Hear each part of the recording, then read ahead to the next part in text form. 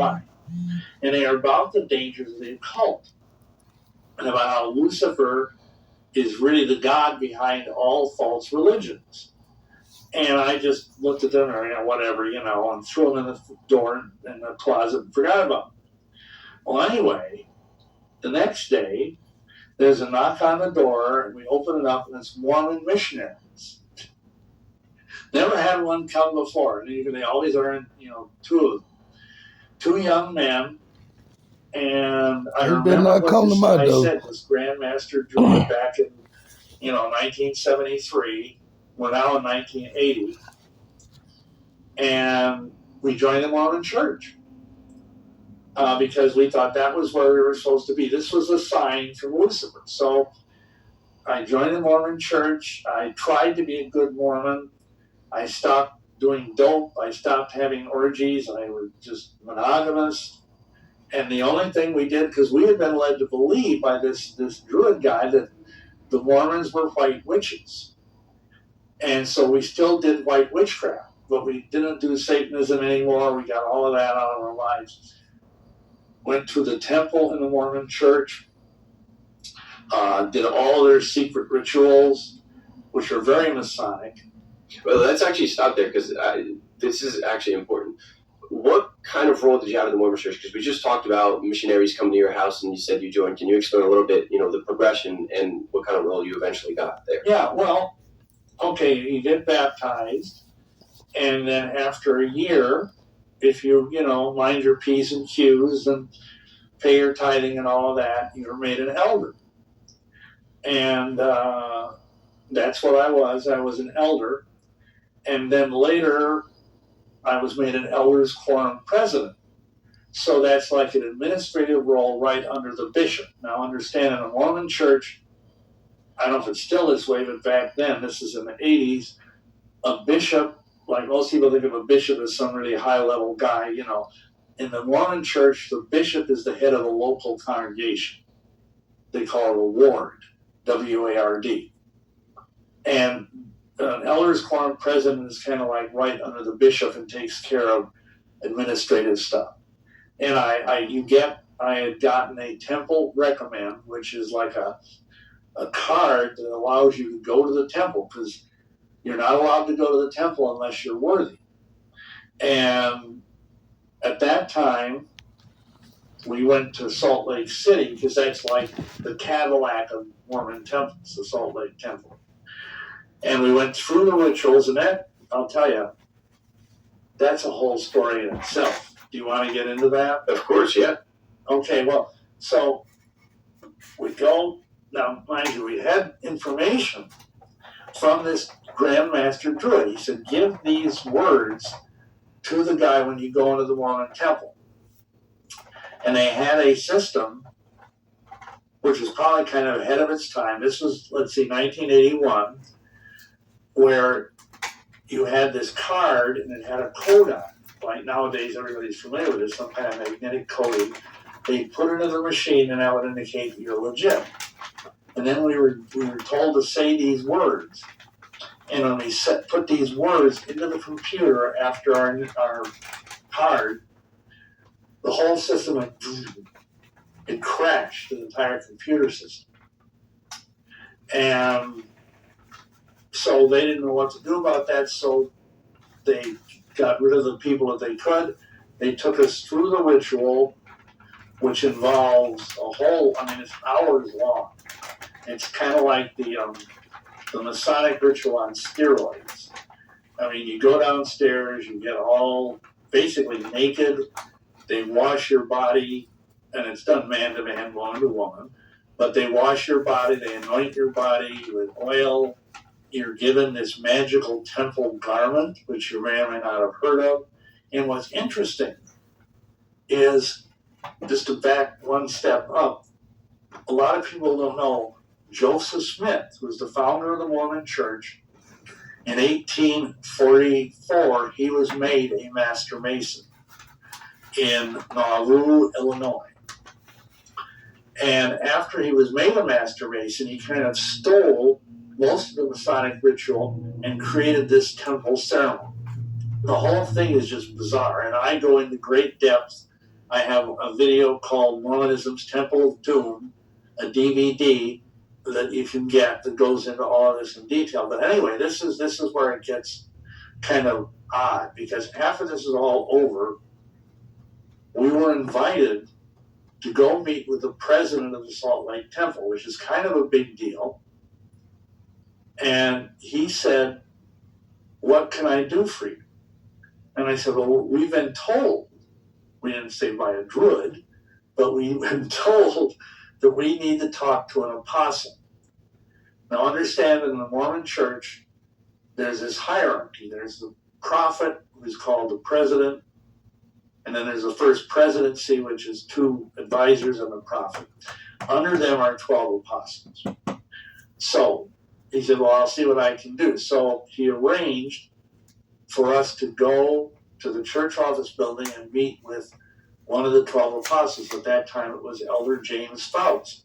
Believe it or not, that was his name, Faust, which is kind of weird. Faust is a very prominent name in the history of the occult.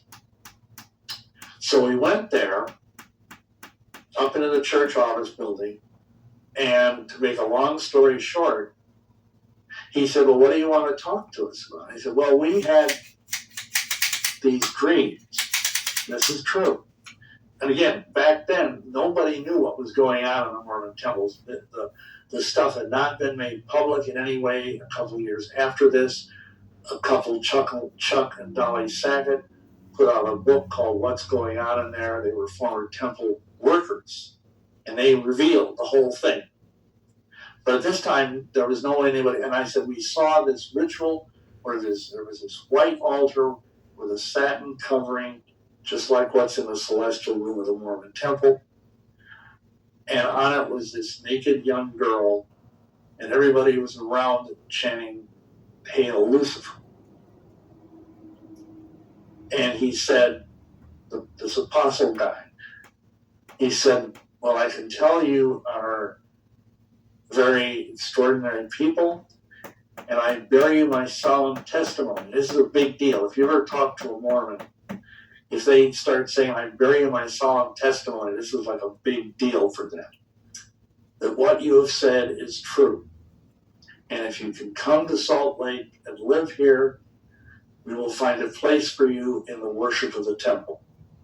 So I'm actually curious about one thing. So you talked about the Druid telling you that the Luciferian secrets were found in Freemasonry and in the Mormon Church, right? And you had been a Freemason at that point. You also went to the temple in Salt Lake. Can you talk about the similarities, if there are some, and what are they between Freemasonry and Mormonism? Well, first of all, if you go to Temple Square, you'll see Masonic handshakes, you'll see the all-seeing eye, you'll see the sun, the moon, the stars. There's no crosses on the Mormon temple. There's nothing Christian on the outside of the Mormon temple. When you get inside the temple, most of the similarities are the fact you go through 3 levels. And in each level, you're taught hand signs and handshakes and things that are all very similar to Masonic stuff. And you are made to swear an oath.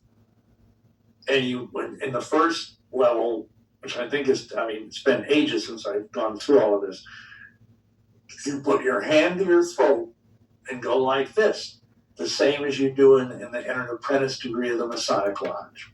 In a third level, you are taught another set of secret handshakes, and then you're instructed, and this is where it gets really Masonic, you're instructed to go up, and they have this veil, which they say is like the veil in Solomon's temple. So you got Masonic markings. You have a square and a compass on your chest. You have another marking on your navel and another Masonic marking on your knee. Okay. These same markings are on the veil, but they're stitched so they're holes. And there's a guy on the other side of the veil that you can't see who represents Heavenly Father. He represents God. Oh, yeah, and you go up to this guy, and you're instructed, you put your hand through the veil, and this is called the 5 points of fellowship. And this is right out of Masonry, right out of witchcraft.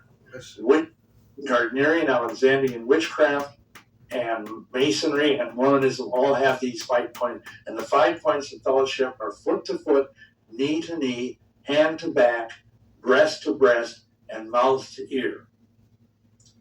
I think I got that right. And anyhow, so you're embracing this unknown guy through this veil, and he whispers to you the secret name of the celestial kingdom.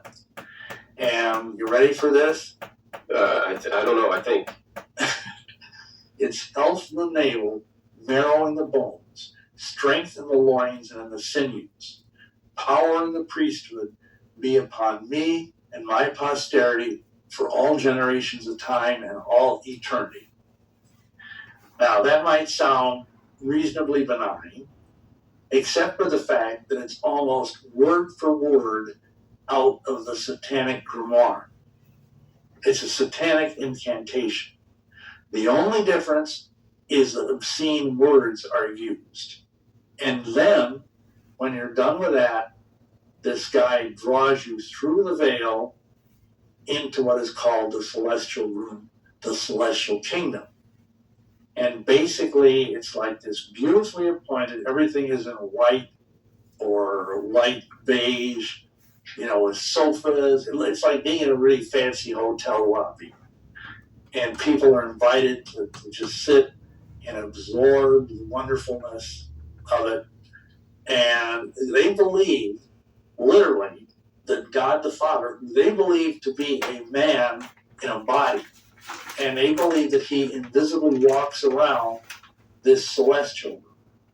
And I don't know if you know this or not, but they believe he has hundreds of goddess wives. And that he is constantly impregnating these wives who give birth to spirit children who come down. And they believe that every child that is born on earth is first fathered in heaven with Heavenly Father and one of his goddess wives. Yeah. I'm going to actually stop you right there. And I want to go back to something he said about secret name of the celestial kingdom. And you ready for this? I don't know. I think my posterity, for word out of for all generations of time, it's health in the navel, marrow of this right here guy through this veil, and he whispers to you the secret name of the celestial kingdom.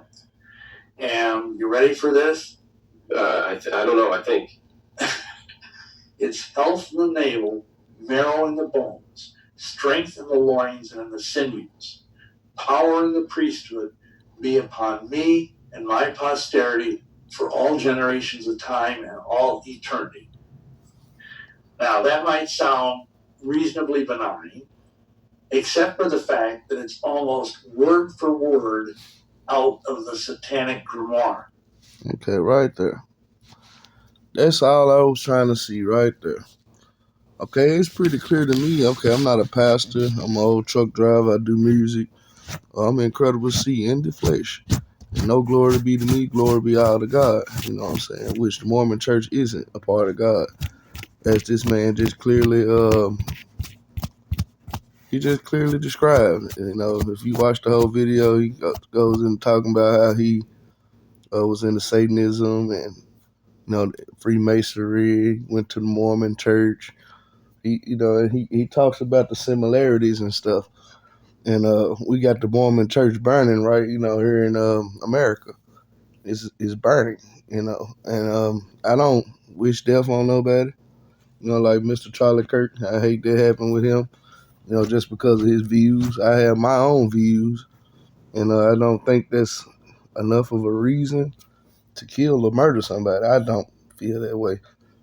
But as far as the building of the Mormon church burning, After what this guy's, pretty much described to me, he's way older than I am. Who am I to say this man is lying? I listened to my instructors to teach me how to drive a truck. I trusted their knowledge and their information. Went on to have a wonderful truck driving career, minus the IRS stealing from me or whoever that was that not paying me my business expenses for my tax deductions. So, but that's a whole nother story. But like I said, it's not surprising to me to see the Mormon church burning. Um, if I see Freemason lodges, which are also all across America, I've seen several of them. If they start to burn, it wouldn't surprise me. It might surprise y'all, and that's what I like about freedom of speech, because God people should be able to express openly when they see something like that. They should be able to express. I hate the young girl, got expelled from school. She was young, she was 18. And I agree, she reacted poorly in the wake of Charlie Kirk's death. But I add up the factors of her age being 18, some of the racist rhetoric that Charlie was pushing, and I think she should have been maybe suspended or something, but I don't think she should have been expelled. There's too many young women out here that's on drugs in my city, Memphis, crackheads, prostitutes. I mean, in and out of jail. I don't think she should have been expelled. Not for that. But that's my belief again. That's going down a whole nother rabbit hole, a whole nother topic. But as far as the Mormon church burning, Freemason lodges burning, um, it doesn't surprise me. And I'm not going to sugarcoat it to make somebody feel better about themselves. I'm not, because it's my belief.